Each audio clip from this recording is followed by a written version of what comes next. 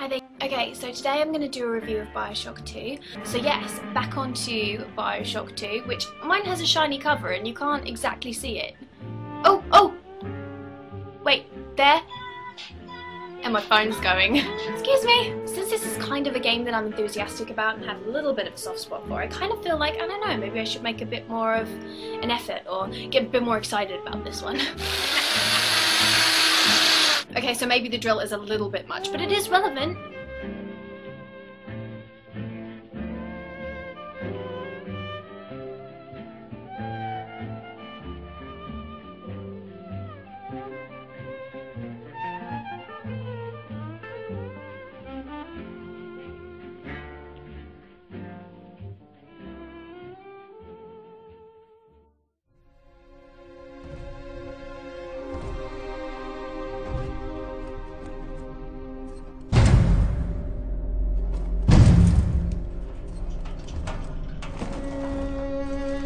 Look, Daddy, it's you!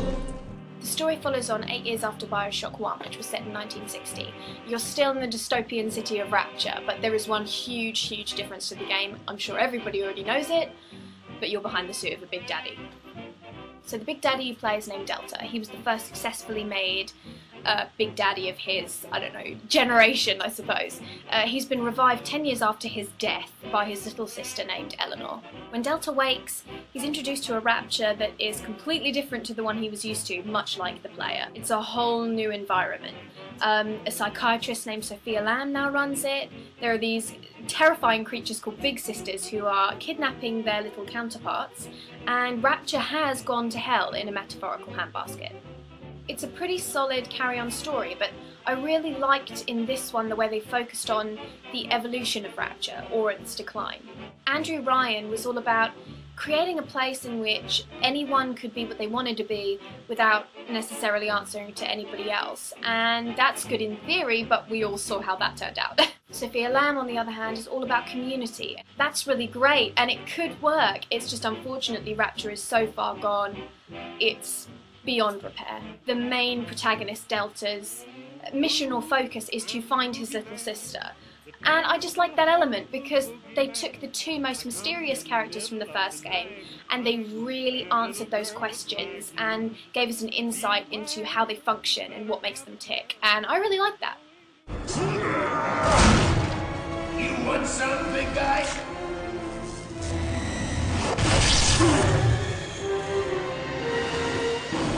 The gameplay hasn't changed much since BioShock 1. You still use plasmids and Adam and Eve to power those, and the upgrades work similarly. The hacking system has completely changed. They've swapped the tube puzzle for a meter puzzle in which an arrow kind of passes across a dial.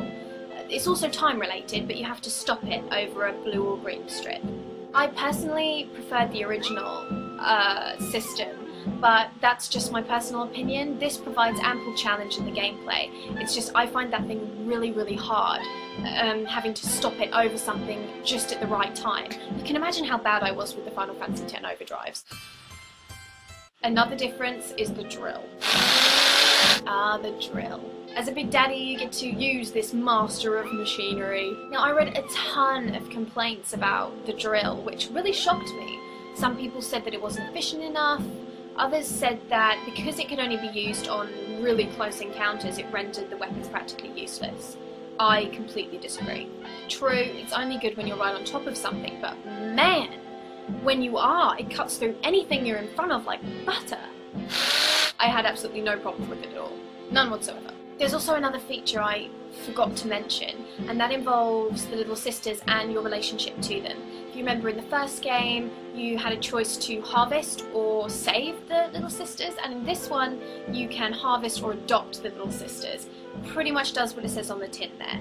By doing that, they can help you scout out Adam from dead splicers, which is really cool, and it adds another element to the gameplay and something else to kind of do on top of the linear storyline that you're playing. My only big huge complaint about the gameplay, and I suppose that really links to story as well, is it's just too short, and that's not acceptable.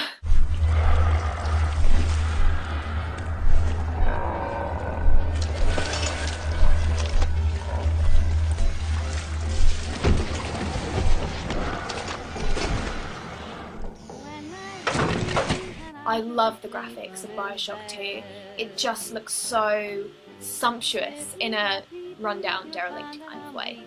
There's so many small details that give away the evolution and the history of Rapture if you're willing to look, and that shows a lot of time, care and attention from the creators to, I don't know, place those things around for you to find.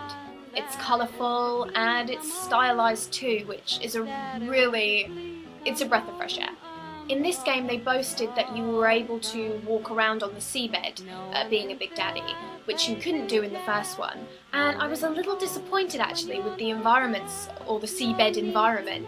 It was a little bland and it wasn't too exciting. Areas that generally really stood out to me though from the game were the Memorial Museum and the Ryan Amusements Park.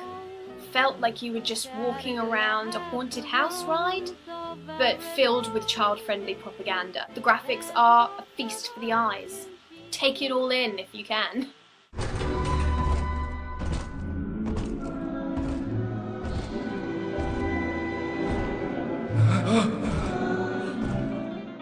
Okay, and the soundtrack. Now I suppose looking at this you have the score and you have the musical soundtrack. The score, it works really well, just like the first game, in creating a very kind of eerie, old style music, although I have to say I kind of preferred the original musical score, tracks like Cohen's Masterpiece, whereas this one, I liked it, but it wasn't my favourite really. No tracks to me stood out on the musical score. The soundtrack though, I absolutely adored. I love it. It's more really like music inspired by BioShock in a way. I'm probably saying this wrong, but I personally would have really liked to have seen them make their own song, like, I don't know, advertising the Big Daddy and the Little Sisters or something. That would have been really cool, but I like what they've done with picking actual songs from the 40s and the 30s and occasionally the 50s and putting it in the setting, because we've got to remember that even though it's set in like 1968, they're still far behind because they're completely cut off from the outside, or, you know, the world above the water. So they're still kind of like a decade behind. And I love the music just reflected this really old world feel.